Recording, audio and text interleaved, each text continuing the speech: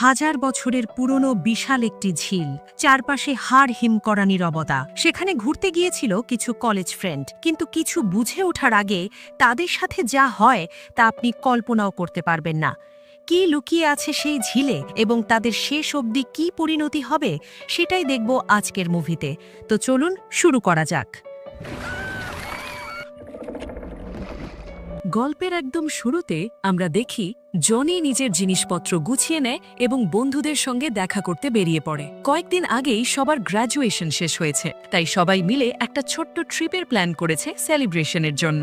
শহরের ভিড় থেকে দূরে এক শান্ত গ্রাম্য জায়গায় তারা যাবে, যেখানে বিশাল একটা ঝিল আছে। এই ঝিলে শহরের ছেলেমেয়েরা প্রায় ঘুরতে আসে, কেউ সাঁতার কাটে, কেউ বোটিং করে সময় কাটায়। কিছুক্ষণ পর ওরা সেখানে পৌঁছায়। জায়গাটা দেখেই সবাই একদম এক্সাইটেড। গাড়ি থেকে ব্যাগ নামাতে নামাতে হাসাহাসি চলে, খুনসুটি করে ভিডিও বানাতে থাকে। গ্রুপের ক্যামেরাম্যান জেক সবার ইন্ট্রো দেয় এবং মজা করে বলে দেয় ভবিষ্যতে কে কি হতে চায়। তারপর সব জিনিস নিচে ঝিলের ধারে নামানো হয়। সেখানে একটা পুরনো রোয়িং বোটের ওপর ঢাকা দেওয়া ত্রিপল সরিয়ে ফেলে। সবাই মিলে নৌকোটা টেনে পানির কাছে নিয়ে যায়। কিন্তু এই আনন্দের মাঝেও জনি ভেতর থেকে অস্বস্তিতে আছে। তার মাথায় বারবার একটা দুঃস্বপ্ন ঘুরছে, ঠিক যেন সামনে কিছু খারাপ অপেক্ষা করছে। একই সময়ে সে কিটির নিরাপত্তা নিয়ে বেশি চিন্তায় পড়ে যায়। তাই সে কিটিকে একটা প্রোটেক্টিভ নেকলেস এগিয়ে যায় এবং বলে, এটা পরে নাও, তোমার সেফটির জন্য। কিটি হেসে বিষয়টা এড়িয়ে যায়। সে বলে, দরকার হলে পরে নেব।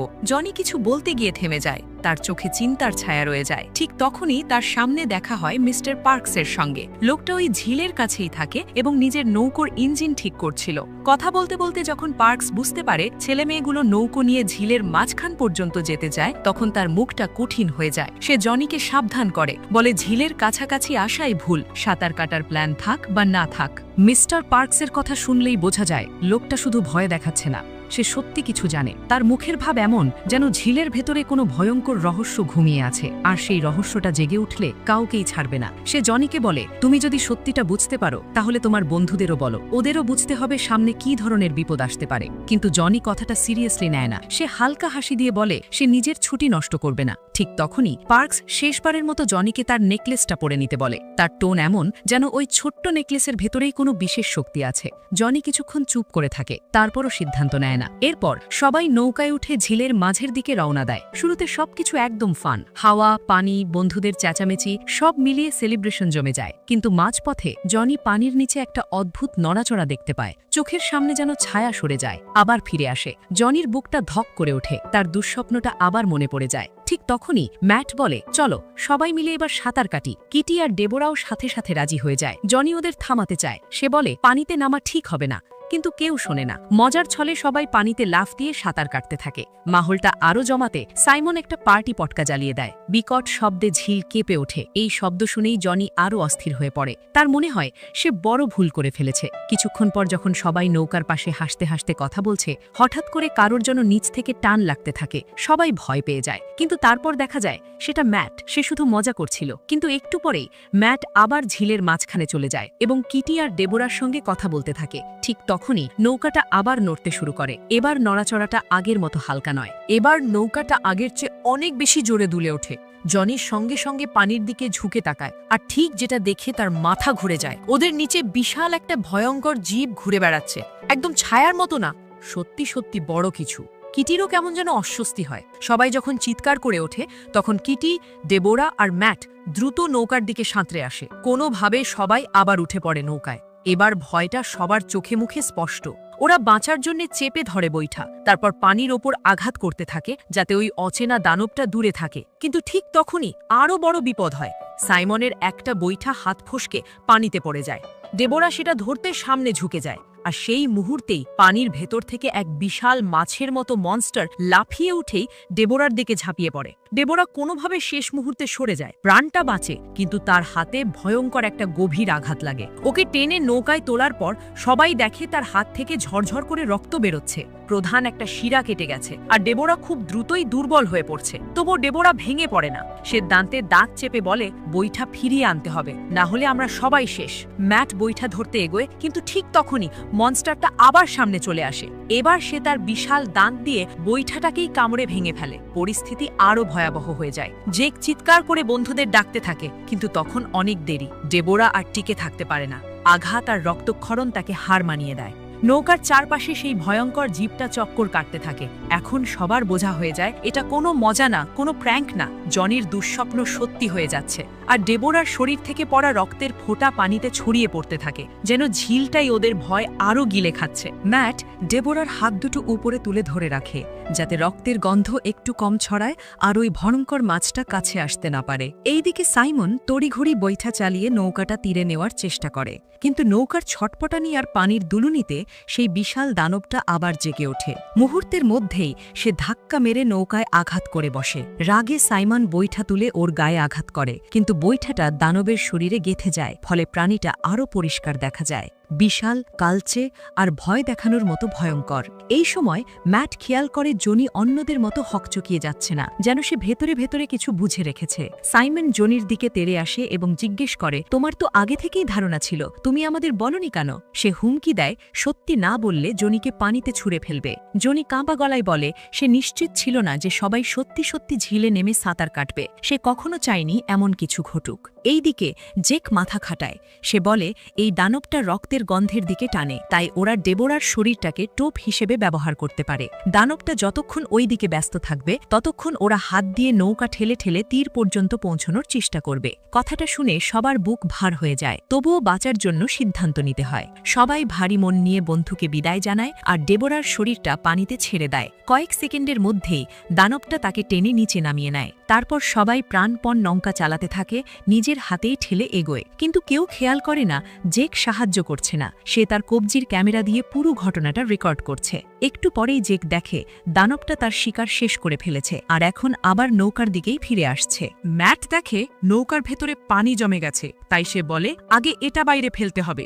হাতে যা পায় তাই দিয়ে কাজ চালায়। সে নিজের কুলারের ঢাকনাকেই বৈঠার মতো ব্যবহার করতে থাকে, কিন্তু পানির সেই দ্রুত নড়াচড়া আবার দানবটাকে টেনে আনে, আর এবার সে ঢাকনাটাকেই গিলে ফেলে। মুহূর্তে বুঝে যায় তাদের হাতে এখন আর ঠিকঠাক কিছুই নেই। অবস্থা আরও ভয়াবহ। তারপর জেক বলে খাবারগুলো পানিতে ছুড়ে দাও, হয়তো দানবের মনোযোগ অন্যদিকে যাবে। সবাই তাড়াহুড়ো করে খাবার ছুড়ে দেয়, কিন্তু কিছুই কাজ করে না। দানব থামে না, বরং আরও কাছে ঘোরে। সবার মধ্যে আশাভঙ্গ ছড়িয়ে পড়ে, চোখে মুখে আতঙ্ক জমে যায়। ঠিক তখনই জেক একদম ঠান্ডা মাথায় একটা ভয়ঙ্কর প্রস্তাব দেয়। সে বলে আমাদের মধ্যে আরেকজনকে টোপ বানাতে হবে, তবেই বাকিরা বাঁচতে পারবে। তার কথা ভোট করে ঠিক করি কে সবচেয়ে কম জরুরি তাকেই বলি দেব, আর সবাইকে বলতে হবে কেন তার বেঁচে থাকা দরকার। এই কথা শোনা মাত্র বন্ধুদের মধ্যে ঝগড়া শুরু হয়ে যায়। ভয় মানুষকে বদলে দেয়। এখন সবাই নিজের জীবন বাঁচাতে মরিয়া। ঠিক সেই সময় দানবটা আবার নৌকায় ধাক্কা দেয়, যেন তাদের ভাঙনটা আরও তাড়াতাড়ি হয়। ম্যাট চিৎকার করে বলে ঝগড়া বন্ধ করো, এখনই ভোট দাও, না হলে আমরা সবাই মরব। সাইমন আর ম্যাট বলে আমরা দুজনেই সবচেয়ে শক্তিশালী, তাই আমাদের নৌকায় থাকতে হবে, তবেই দ্রুত তীরে পৌঁছানো যাবে। কিটি কান্না ভেজা গলায় বলে আমি একদিন বড় গায়িকা হব, লাখ লাখ মানুষকে অনুপ্রাণিত করব, আমি এখানে মরতে পারি না। এই সুযোগে জেক জনির ওপর দোষ চাপায়। সে বলে ডেবোরার মৃত্যুর জন্য জনিই দায়ী। তারপর নিজের স্বপ্ন বলে একদিন সে বড় ফিল্ম ডিরেক্টর হবে, তাই সবচেয়ে জরুরি হলো তার বেঁচে থাকা। এত কথার পর শেষমেশ ভোট শুরু হয়। ভোট শুরু হতেই সাইমন আর জেক দুজনেই জনির বিরুদ্ধে ভোট দেয়। কিটি জনিকে বাঁচাতে জেকের বিরুদ্ধে ভোট দেয় আর ম্যাটকেও বলে একই কাজ করতে।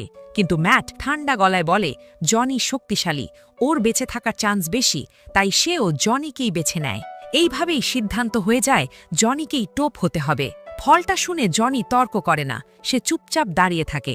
তারপর একবার কিটির দিকে তাকায়, চোখে যেন একটা কথা, ভয় পেও না। সে বলে আমি ফিরে আসব তোমাকে বাঁচাতে।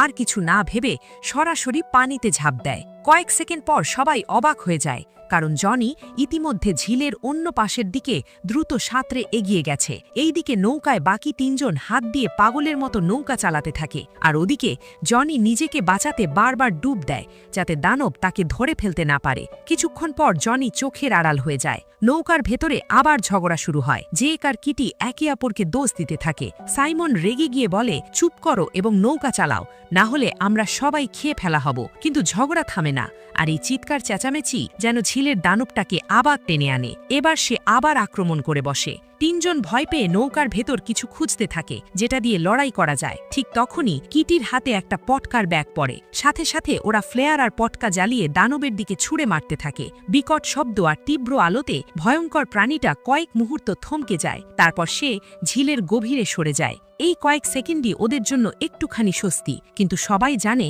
এটা শুধু সাময়িক। কিন্তু ঠিক তখনই ওরা টের পায় নৌকাটা ধীরে ধীরে ডুবে যাচ্ছে।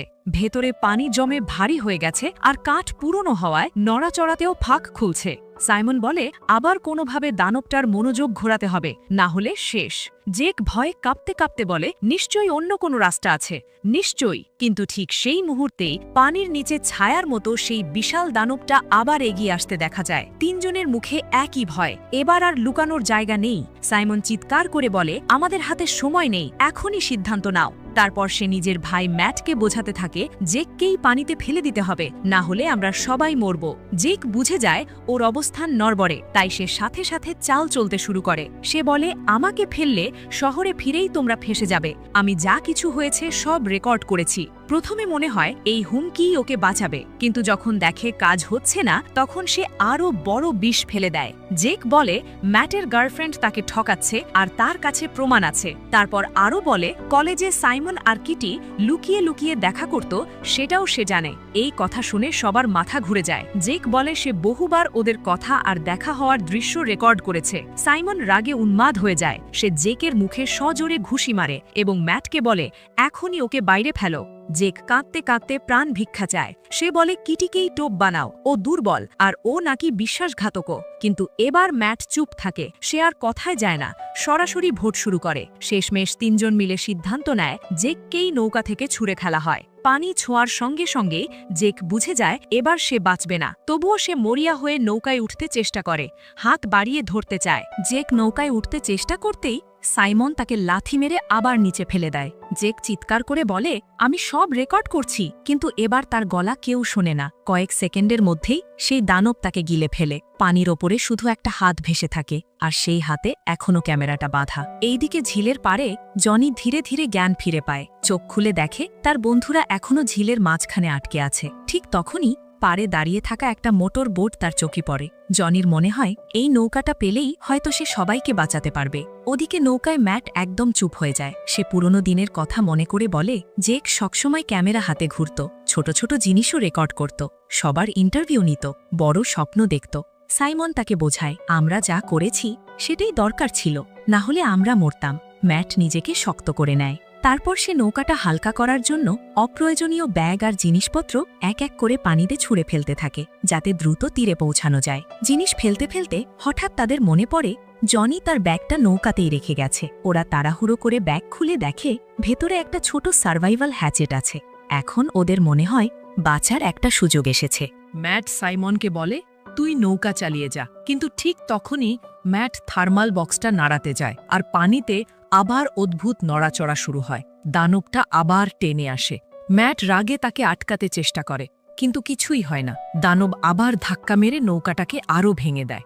এই সময় কিটি জনির হ্যাচেট তুলে নেয় এবং সব শক্তি দিয়ে দানবের মাথায় আঘাত করতে থাকে। একবার, দুইবার, তারপর আরও কয়েকবার। শেষমেশ ভয়ঙ্কর প্রাণীটা পিছু হটে, গা ঢেকে ঝিলের গভীরে সরে যায়। তিনজন ভাবতে থাকে এটাই তাদের উপায়, আঘাতে তাকে ভয় দেখানো যায়। কয়েক মুহূর্তের জন্য ওরা স্বস্তি পায়, কিন্তু ঠিক তখনই কিটি দূরে একটা মোটর বোট আসতে দেখে। তিনজনই চিনতে পারে এটা জনি। সে সত্যি ফিরে এসেছে ওদের বাঁচাতে। আর এইদিকে সাইমন চুপি চুপি ম্যাটের কাছে এসে ফিসফিস করে বলে জনি কাছে এলেই আমরা তাকে শেষ করে দেব।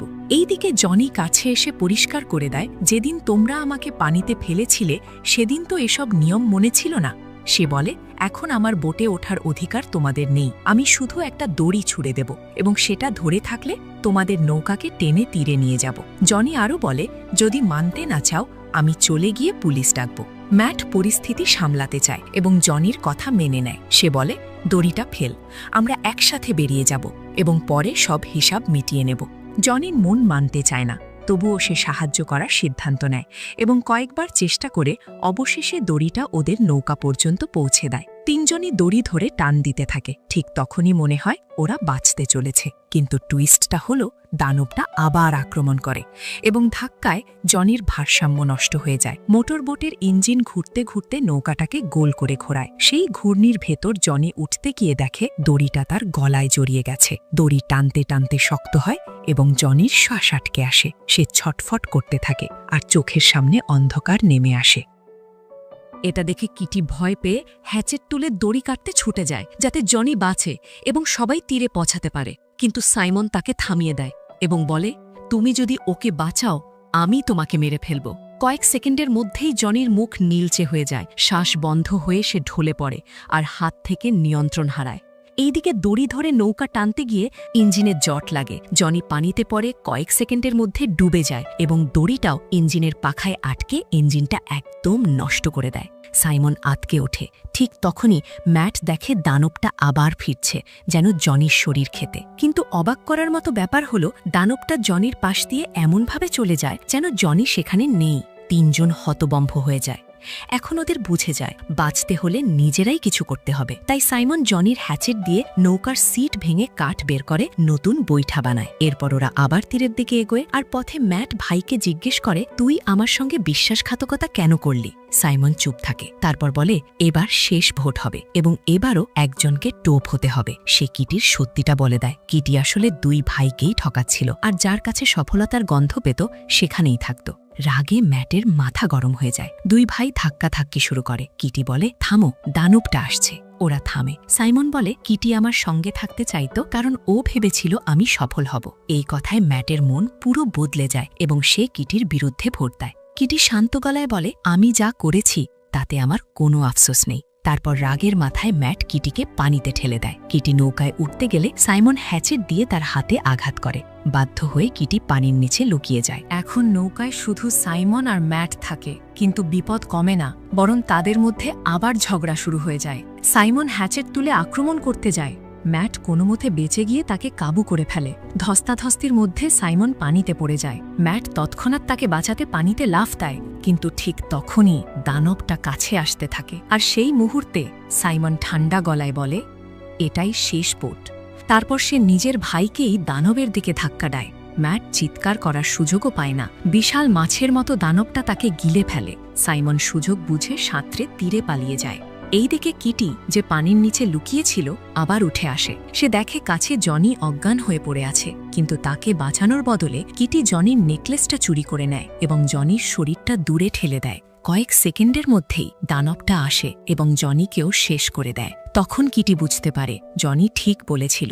ভয় আর অপরাধবোধ মিশিয়ে সে ডুব দিয়ে দ্রুত তীরে সাঁতরে যায়। তীরে উঠেই কিটির সামনে পড়ে সাইমন। কিটি কেঁপে ওঠে এবং বলে সে সব দেখেছে। সাইমন নিজের ভাইকে মেরে ফেলেছে। সাইমন তাকে শান্ত করার চেষ্টা করে, বলে সে নাকি কিটিকে ভালোবাসে এবং নতুন করে শুরু করতে চায়। কিটি বাধ্য হয়ে বিশ্বাস করার অভিনয় করে। তারা জড়িয়ে ধরে, কিন্তু ঠিক সেই সময় সাইমন জনির নেকলেসটাই অস্ত্রের মতো ব্যবহার করে কিটির গলায় আঘাত করে। কিটিও শেষ। এখন সাইমন একা। ঠিক তখন পেছন থেকে আলো পড়ে। সেখানে মিস্টার পার্কস দাঁড়িয়ে। তিনি প্রশ্ন করেন, জনি কোথায়? সাইমন মিথ্যে বলে, সে অনেক চেষ্টা করেছে কিন্তু সবাই মারা গেছে। পার্কস সাইমনের চোখে চোখ রেখে বলেন, জনি খুব ভালো ছেলে ছিল, সে আমার সবচেয়ে ভালো বন্ধুর নাতি। তারপর তিনি জানান জেকের ক্যামেরা তিনি পেয়েছেন আর তাতে সব রেকর্ড আছে। সাইমন বুঝে যায় তার সত্যি ধরা পড়ে গেছে। পার্কস বলে, সাইমন ভেবেছিল তার বাবা শহরে প্রভাবশালী, তাই সে বেঁচে যাবে। তারপর তিনি বলেন, চলো আরেকবার ভাগ্য পরীক্ষা করো। সাইমন পিছিয়ে যেতে চায়, কিন্তু পার্কস গুলি চালান। একটা গুলি সাইমনের পায়ে লাগে। সাইমন ব্যথায় চিৎকার করে ওঠে, আর সেই চিৎকার শুনে ঝিলের দানবটা তীর পর্যন্ত চলে আসে। সাইমন পালাতে চেষ্টা করে, কিন্তু তাকে টেনে নিয়ে যায়। কয়েক সেকেন্ডেই সব শেষ। পার্কস নিজের প্রতিশোধ নিয়ে নেন। তিনি জনের নেকলেসটা সেখানেই রেখে চলে যান। তো এভাবেই আমাদের আজকের মুভিটি শেষ হয়। ভিডিওটা ভালো লাগলে লাইক আর সাবস্ক্রাইব করতে ভুলবে না। আর আমি সবসময় সবার কমেন্টের রিপ্লাই দেওয়ার চেষ্টা করি, তাই সুন্দর একটি কমেন্ট করতে ভুলবে না। দেখা হবে পরের গল্পে।